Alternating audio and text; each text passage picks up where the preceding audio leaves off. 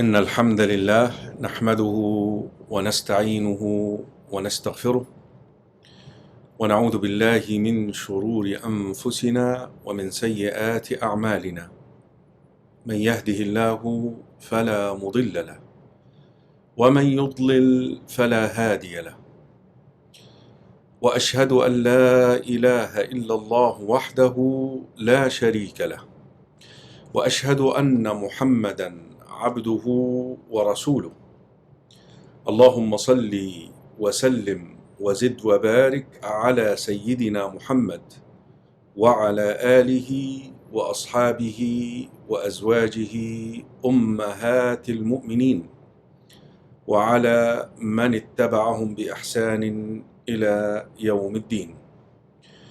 My dear respected brothers and sisters in Islam, Assalamu alaikum wa rahmatullahi wa barakatuh.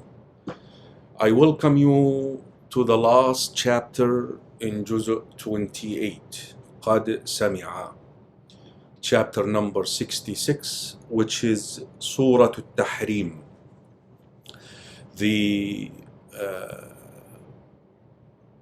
forbiddance, that's one way, the prohibition, that's one way, something unlawful. But again, the surah takes its name from a word or a verb which occurs in the first verse, يا أيها النبي لما تحرم ما أحل الله لك.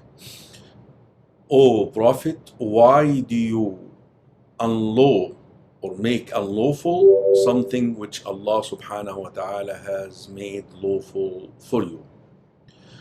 My dear respected brothers and sisters in Islam, because this is the last chapter, chapter 66, inshallah we'll take a little time to sum up the entire chapter of Juz' al-Mujadala or Juz' Qad Sami'a, so that you're motivated to go back and listen to these parts again. Each chapter we presented it in 3 parts. Brothers and sisters in Islam, in a nutshell,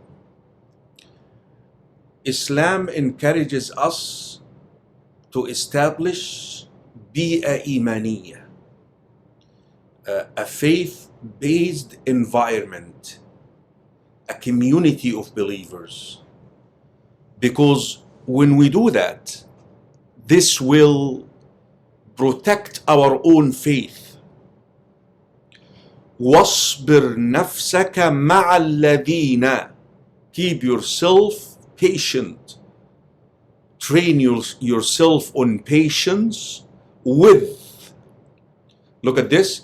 يا أيها الذين آمنوا اتقوا الله حق تقاته ولا تموتن إلا وأنتم مسلمون. Don't you dare die but as Muslims, because this what will give you Jannah. That is why when someone is dying, we prompt them, we ask them gently to say La ilaha illallah, which is a manifestation of their monotheism, of their Islam and submission to Allah subhanahu wa ta'ala. Look, right after this verse in Surah Al Imran, وَاعْتَصِمُوا بِحَبْلِ اللَّهِ جَمِيعًا. Hold all of you to the robe of Allah, to the guidance which will unite you. Again, if I sit here, I can cite more than one evidence to prove that Islam encourages us to establish a community of believers, because the community at large will protect the faith of the individuals within the community. Take for example, إِيَّاكَ نَعْبُدْ. You alone we worship. وَإِيَّاكَ نَسْتَعِينَ. But again, brothers and sisters in Islam, Islam realizes that the foundation of these ranks of believers, الصفوف الإيمانية, begins with the family. begins with the family. Imagine the believing community to be a wall, and the wall is made of bricks, individual families. Now, if there is a defect in the family, that will lead to the defect in the entire ummah. And that is why, brothers and sisters in Islam, shaitan focuses on that. And we mentioned that when we explained the last chapter, chapter 65, At-Talaq, the divorce, that every day shaitan crowns a jinni who manages to separate a husband and wife. Furthermore, we mentioned when we explained chapter At-Talaq 65, we mentioned that some of us may not pay attention to the connection between the first 7 verses and the verses that succeeded them. The first 7 verses talk about talaq, that we should divorce wives if we have to, not do the rihar like at the beginning of the chapter, the beginning of the juz. The man who said to his wife, "You're at me," employing some jahiliyyah, pre-Islamic tradition to simply cause women harm, telling her that you are to me like my mother. No, if you want to, go ahead and divorce her, but this is how you go about divorcing her. But here is the point I'm trying to make. Then Allah subhanahu wa ta'ala talks about the destruction of nations.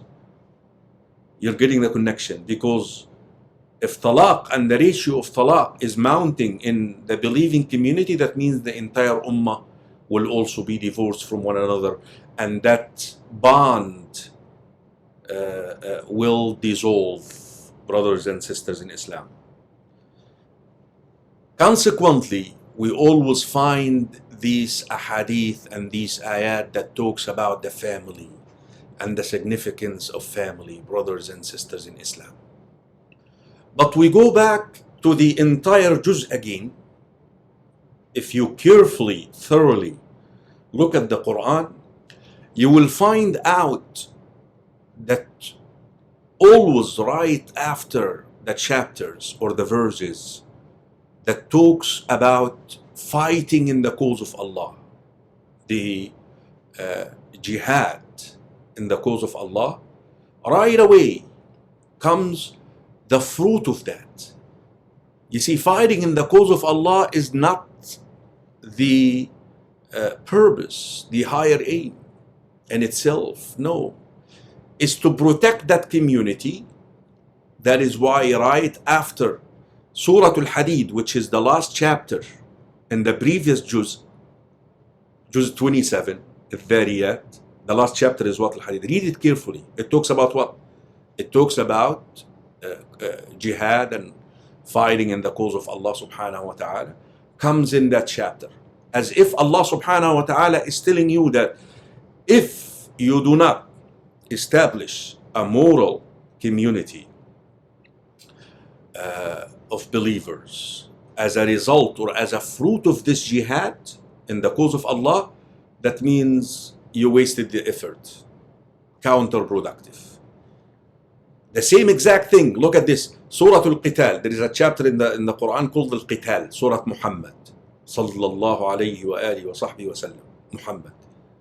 Followed with victory. So fighting in the cause of Allah, Al-Qital, led to victory.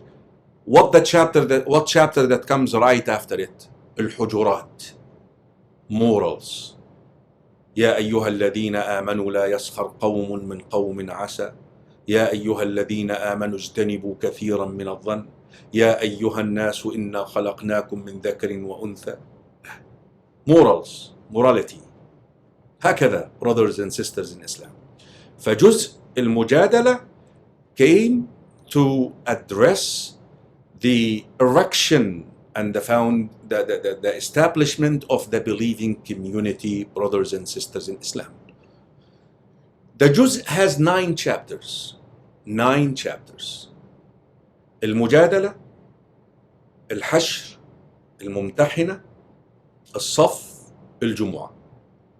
The first 5 are there to address the one law or the marriage contract between the individuals and the community of believers, which is the doctrine of al-wala wal-bara, loyalty and disavowal. You're loyal to the believing community, and you have disowned, like Ibrahim, the other ways. But again, this is not an incite or an invitation, or I'm not inciting you to treat those people bad. No, absolutely not. You actually need to treat them well and very good so that you give them da'wah.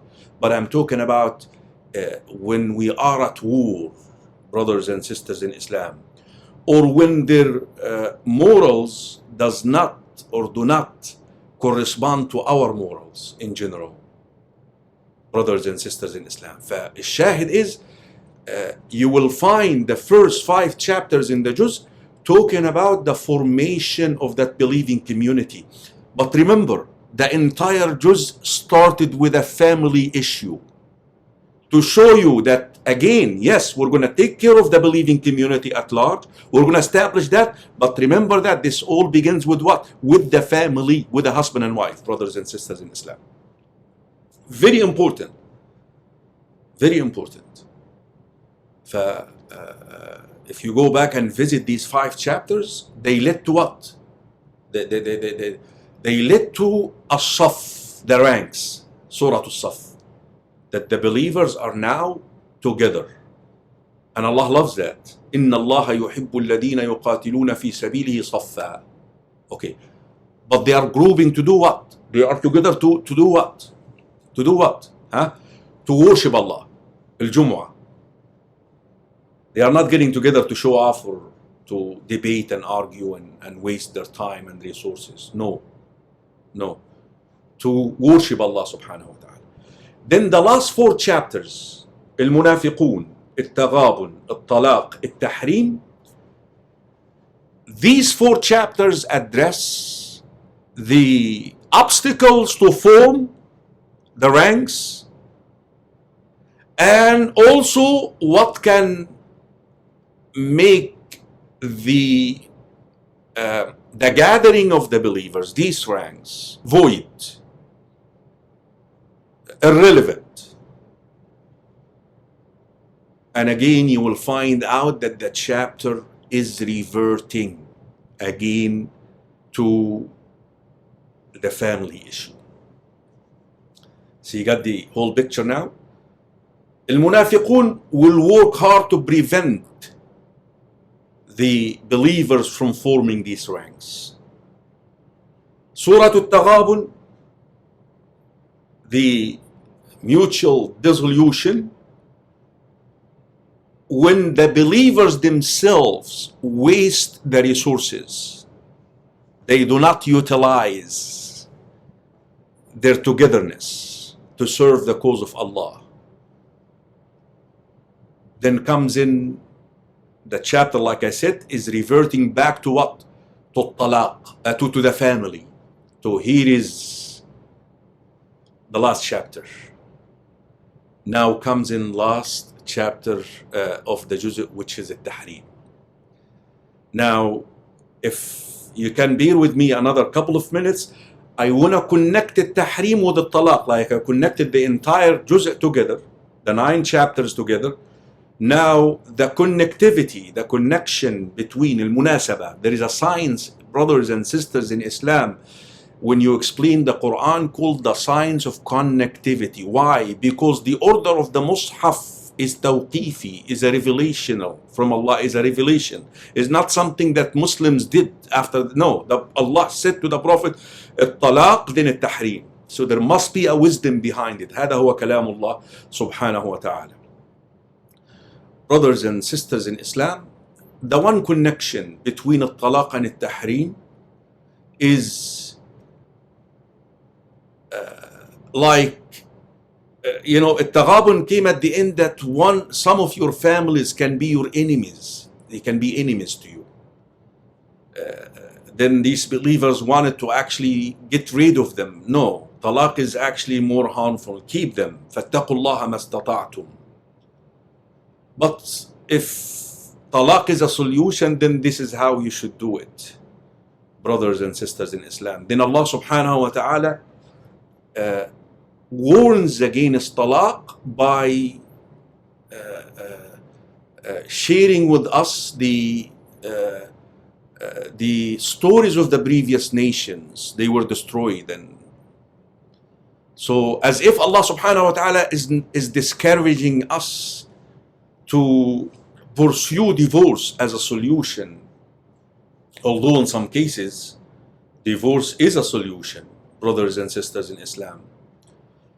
Then comes in Surah At-Tahrim, brothers and sisters in Islam,